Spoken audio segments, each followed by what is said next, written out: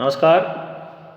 याज्ञवल्क्य स्मृति का जो व्यवहार अध्याय है उसके भाग 7 में आप सभी का स्वागत है। हमने अब तक व्यवहार अध्याय के अंदर पिछले कुछ श्लोकों में ऋणादान प्रकरण को पढ़ा था। उसमें ब्याज की दर और ऋण की वापसी के संबंधित हमने कुछ श्लोकों का अध्ययन किया था।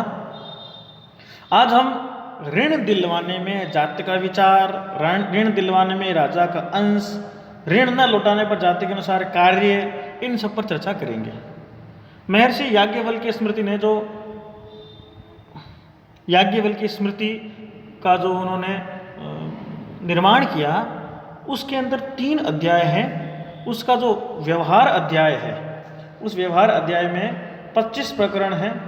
उस 25 प्रकरणों में से अब हम आज इस ऋणादान प्रकरण का अध्ययन करेंगे। हम ये जानते हैं कि याज्ञवल्क्य स्मृति है, उस स्मृति ग्रंथ के अर्थ है कि वो धर्मशास्त्र है। स्मृति ग्रंथ क्या है? ये धर्मशास्त्र है। तो ऐसे धर्मशास्त्र को पढ़ना आज के समय में, ये धर्मशास्त्र क्यों लिखे गए कि वेदों में अथात जो बड़ा ज्ञान है वो व्यवस्थित नहीं था। हमें धर्म ग्रंथों में वो ज्ञान व्यवस्थित मिलता है। याज्ञवल्क्य स्मृति में 3 अध्याय हैं, आचार अध्याय, व्यवहार अध्याय और प्रायश्चित अध्याय। तो हम व्यवहार अध्याय पढ़ रहे हैं। आओ श्लोकों का अध्ययन करें। श्लोक संख्या 41 कहती है कि गृहीतानुक्रमादाप्यो धनी नामदमर्णिक दत्वा तो ब्राह्मणायैव नृपतेस्तदनन्तरम्। क्या मतलब हुआ कि धनीनाम अधर्मणिक, धनीनाम अधमर्णिक का मतलब क्या हुआ? देखो, जब ऋण दिया जाता है और ऋण लिया जाता है, उधार पैसे लेना और देना, इस प्रक्रिया में जो ऋण देता है, जो ऋण देने की प्रक्रिया के अंदर, ऋण की प्रक्रिया में जो उत्तम है उसको उत्तमर्ण कहते हैं। और इस प्रक्रिया में जो ऋण लेता है, उधार लेता है धन, वो होता है अधमर्ण। तो यहां जाने कि धनिनाम अधमर्णिकः गृहीतानुक्रमादाप्यो, यानी एक ही जाति से यदि धनी है, उन धनियों के जिस क्रम से धन लिया गया हो, एक ही जाति के धनियों में जिस क्रम से धन लिया गया हो उस क्रम को कर्जदार से दिलवाएं। यानी एक समान जाति के धनियों में जिस क्रम से धन लिया हो, जिसको पहले लिया उसको पहले धन ऋणी से दिलवाएं, फिर बाद में जो उसके बाद दिलाएं। और यदि ब्राह्मणायैव तो दत्वा तदनन्तरमेव नृपते, यदि ब्राह्मण आदि भिन्न भिन्न जातियों वाले ऋणदाता हो तो राजा का क्या कर्तव्य बनता है कि ब्राह्मण आयु तो दत्वा तदनन्तरमेव नृपते। तो राजा जाति के अनुसार ब्राह्मण, क्षत्रिय, वैश्य, शूद्र इनको अपना अपना जो धन है उस ऋणी से दिलवाए। ऐसी प्रक्रिया है। यदि किसी ऋणग्राही ने, किसी अधमर्ण ने एक ही जाति के ऋणदाताओं से धन लिया है तो धनिनाम अधमर्णिक, उन धनियों से, उस धनी के धन को अधमर्णिक से यानी ऋणी से गृहीतात् अनुक्राम्यो, यानी क्रम के अनुसार दिलाए राजा। और यदि धन लेने वाले के लिए जो देने वाले हैं यानी उत्तमर्ण, यदि ब्राह्मण आदि जातियों के अलग अलग हैं तो जातियों के अनुसार ब्राह्मण, क्षत्रिय, वैश्य और शूद्र के अनुसार उस क्रम में पहले उन धनी का धन उस कर्जदार से दिलवाए। ऐसी व्यवस्था। अगला श्लोक, राजाधमर्णिको दाप्य साधिता दशकां शतं पंचकं च शतं दाप्य प्राप्तार्थो युत्तमर्णिक। क्या कहा कि राज्ञा अधमर्णिक साधिताद, यदि राजा अधमर्णी से यानी ऋणी से, ऋणग्राही से ऋण वसूल करके, साधिता का मतलब वसूल करके, ऋण वसूल करके यदि उस धनी को देता है, ऋणदाता को धन दिलावे, तो 10% दाप्य 10% ऋणी से, और प्राप्तार्थो ही उत्तमर्णी का 5% दाप्य, और धन प्राप्त करने वाले धनी से 5% उस धन का लेवे। यानी किसी ऋणी से राजा अधमर्णी का 7.5, यदि राजा अधमर्ण से यानी कर्जदार से कर्ज किसी धनी को दिलाए तो वसूल करवाए, तो ऋणदाता को धन का कितना दे, 5%, ऋण पाने वाले धन पाने वाले को तो 5% और ऋण देने वाले से 10% लेवे वृत्ति के रूप में। आगे ऋण न लौटाने पर जाति के अनुसार कार्य बताया। हीन जाति परिचीण ऋणार्थम कर्म कारयेत् ब्राह्मणस्तु परीक्षीण शनैर्दाप्यो यथोदयम्। जब उसका उदय हो, जब उसकी आय में वृद्धि हो, तो क्या कहा, हीन जाति परीक्षीणम ऋणार्थम कर्म कारयेत्। यदि हीन जाति का है, यदि कोई ऋणी कर्जदार यदि निम्न जाति का है, जिसके पास कर्ज वापस करने के लिए धन नहीं है, परीक्षीणम धन नष्ट हो गया है, तो ऋणार्थम कर्म कार्य, तो वो धनी के यहाँ पर कार्य करे कि धन नष्ट हो गया है तो कर्ज वापस करने के लिए असमर्थ है, तो धनी के यहाँ पर उसको अपनी जाति के अनुसार कार्य करना चाहिए। ब्राह्मणस्तु, और यदि ऐसा असमर्थ ऋणी कोई ब्राह्मण है, परीक्षीणम उसका धन नष्ट हो गया है, तो यथोदयम शनिदाप्य, जैसे जैसे आमदनी उसकी बढ़े, जैसे जैसे आय बढ़े, दाप्य उससे कर्जा वसूल कर लेना चाहिए।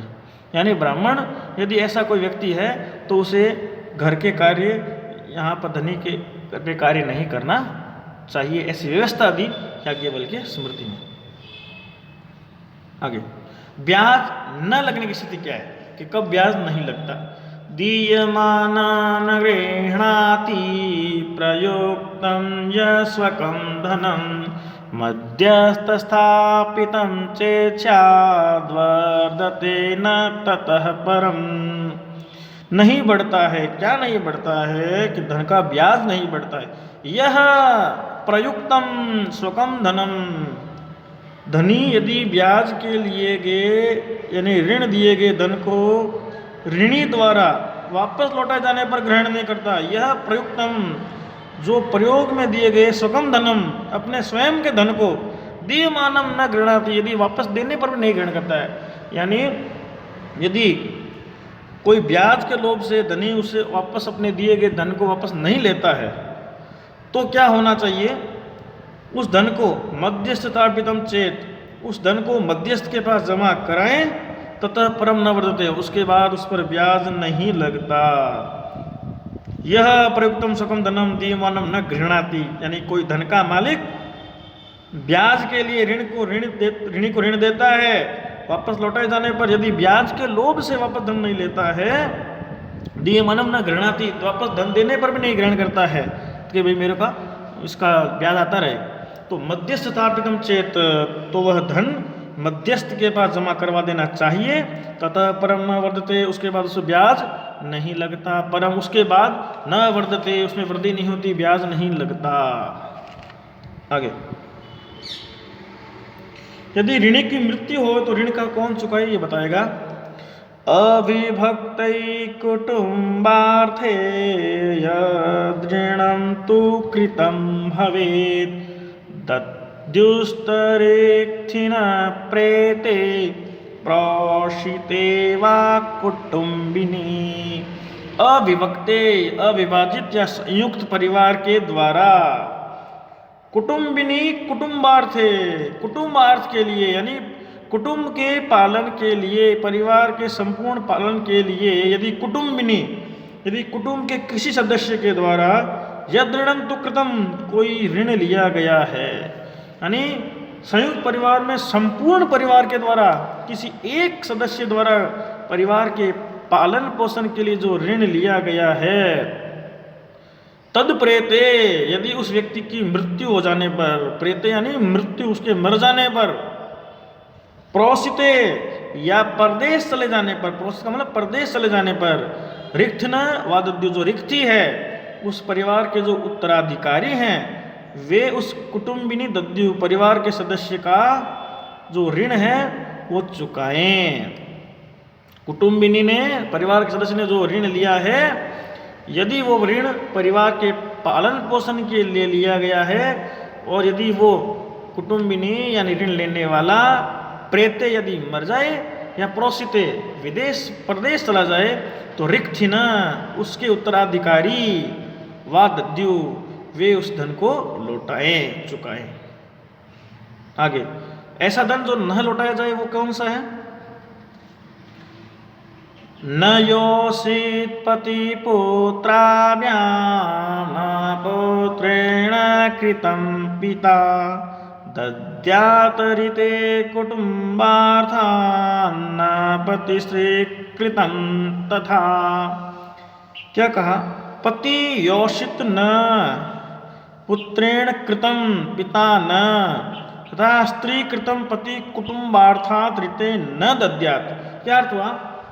पति द्वारा यानी कुटुंब के भरण पोषण के अतिरिक्त बताया है कि कुटुंब के भरण पोषण के अतिरिक्त यदि ऋण पति योषित न पति द्वारा लिया गया है तो स्त्री लौटाने के अधिकारी नहीं होती। पुत्रेण कृतम पिता न पुत्र द्वारा लिया गया है तो माता पिता के द्वारा नहीं लौटाया जाएगा। और यदि स्त्री कृतम और यदि पत्नी द्वारा लिए गए ऋण को भी पति लौटाने का अधिकारी नहीं होता। स्त्री कृतम यदि स्त्री के द्वारा लिए गए ऋण को भी पति, जो पति है, कुटुम्बार्थात ऋते, कुटुम्बार्थात का मतलब कुटुंब के भरण पोषण के अलावा कुटुंब के भरण पोषण के लिए जो न लिया गया है ऐसा धन, यानी पति के द्वारा लिए गए धन को स्त्री नहीं लौटाएगी, पुत्र के द्वारा लिए गए धन को माता पिता नहीं लौटाएंगे और पत्नी द्वारा लिए गए धन को पति भी लौटाने का अधिकारी नहीं होता यदि वो धन परिवार के भरण पोषण के अलावा लिया गया है। तो कुटुम्बार्थात ऋते, कुटुम्बार्थ के लिए जो नहीं लिया गया है, भरण पोषण के लिए जो नहीं लिया गया, इतर दूसरे किसी कार्य के लिए लिया गया है तो ना तो पति के लिए पत्नी लौटाएगी, ना पत्नी के लिए पति लौटाएगा, ना पुत्र के लिए माता पिता लौटाएंगे। आगे, ऐसा और कौन सा ऋण है जो नहीं लौटा जाए? कि सुरा काम दूत कृतं दंड शुल्कावशिष्टकं वृथादानं तथैवेह पुत्रो दद्यान्न पैतृकम्। क्या कहा?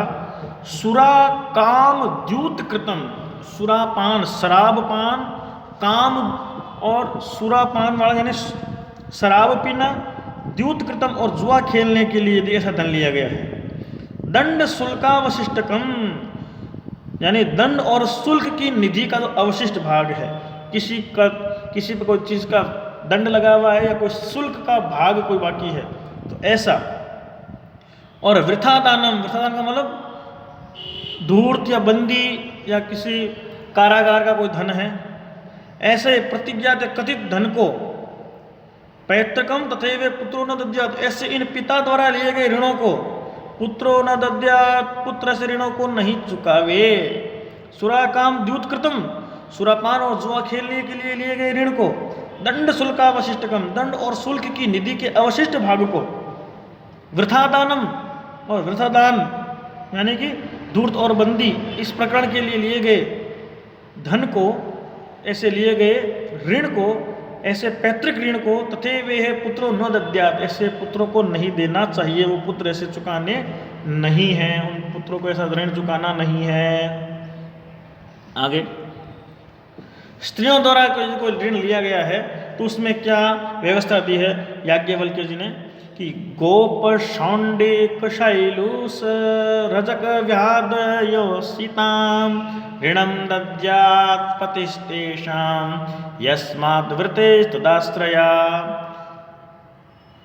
अभी पहले व्यवस्था की थी कि परिवार के भरण पोषण के अलावा यदि कोई स्त्री भी धन ले तो उसको ऋण को चुकाने के लिए पति बाध्य नहीं है। लेकिन यहाँ एक व्यवस्था दी है अलग कि यदि ये स्त्रियां ऋण लेती है तो पति उसको चुकाए। ये कौन कौन सी स्त्रियां? गोप यानी ग्वाले की स्त्री, कलाल कलाल की स्त्री, नट यानी यहाँ सौंडिक का, गोप का मतलब ग्वाला, सौंडिक का मतलब कलाल, शैलुष का मतलब नट, रजक का मतलब रंगरेज और व्याध का मतलब शिकारी। योषिताम इनकी जो पत्नियां हैं, इनकी जो स्त्रियां हैं, यानी गोप, सौंडिक, शैलुष, रजक और व्याध। गोप का मतलब ग्वाला, सौंडिक का मतलब कलाल, शैलुष का मतलब नट, रजक का मतलब रंगना वाला यानी रंगरेज और व्याध का मतलब शिकारी। योषिताम यानी ग्वाले, कलाल, नट, रंगरेज और शिकारी की पत्नियों द्वारा लिया गया जो ऋणम, जो ऋण है, तेसाम परिदद्यात् उनके पति चुकावें। क्यों चुकावें?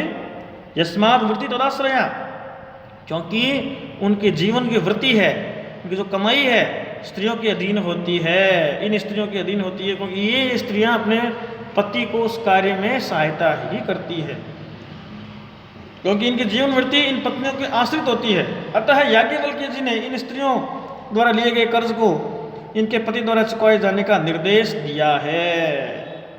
और स्त्री द्वारा देने ये कौन से योग्य ऋण है वो बता रहा है। प्रतिपन्नम स्त्रिया देयं भत्यावासः यत् कृतं त्वयं कृतं वा यदृणं नान्यत स्त्री दातुमर्हति। इन कुछ ऋणों के अलावा स्त्री कोई भी ऋण नहीं चुकावे। कौन कौन से ऋण? पत्या वासह वा स्वयं कृतम, पत्या पति के द्वारा लिए गए, वासह वा या उसके साथ लिए गए, वा स्वयं कृतम या स्वयं दया लिए गए ऋण को। प्रतिपन्नम ऋणम यत् कृतम स्त्रिया देयम, ऐसे लिए गए ऋण को स्त्रियों को चुकाना चाहिए। न अन्यत स्त्री दातुमर्हति, अन्य को नहीं। भावार्थ क्या उसका? पत्या व स्वयं कृतम, कि पति के मर जाने या परदेश चले जाने पर पति द्वारा लिए गए ऋण को या उसके साथ, पति के साथ उस स्त्री के द्वारा भी लिए गए ऋण को और या स्वयं स्त्री द्वारा लिए गए ऋण को स्त्री ही चुकाना चाहिए। इन ऋणों के अलावा अन्य ऋण स्त्री चुकाने के योग्य नहीं है। ऐसी व्यवस्था दी याज्ञवल्क्य ने, याज्ञवल्क्य स्मृति में। और एक और बताया कि पुत्र और पौत्र को कौन सा ऋण देना चाहिए, ये बताया कि पितरी प्रोषिते प्रेते व्यसनाबिलोप्लुप्ते पिवा। पुनः इसका उच्चारण करें। पितरी प्रोषिते प्रेते व्यसनाबिप्लुते पिवा पुत्रपौत्रे ऋणं देयं निन्नवे साक्षी भावितम्। पितरी प्रोषिते प्रेते वा, पिता के प्रोषित होने पर, परदेश चले जाने पर, या प्रेते वा मर जाने पर, वहाँ व्यसनाभिलुप्ते या रोग से ग्रस्त हो जाने पर, व्यसन में हो जाने पर, रोग से ग्रस्त या व्यसन में हो जाने पर, पुत्रम पौत्रे ऋणम देयम, पुत्र और पौत्र ऋण चुकावे। निन्नवे यदि वो मना करे, अस्वीकार करने पर, साक्षी भावितम साक्ष्यों द्वारा प्रमाणित हो, और साक्ष्यों द्वारा प्रमाणित हो जाने पर वो धन चुकावे। कि यदि पिता परदेश चला जाए या मृत्यु को प्राप्त हो जाए तो रोग से पीड़ित हो जाए, इन तीनों कारणों में पुत्र और पौत्र उसके द्वारा लिए गए ऋण को चुकावे। यदि वे ऋण चुकाने से मना कर दें, निन्नवे, तो साक्षी भावितम, तो साक्ष्य द्वारा प्रमाणित होने पर वे पुत्र पौत्र उस धन को देवें।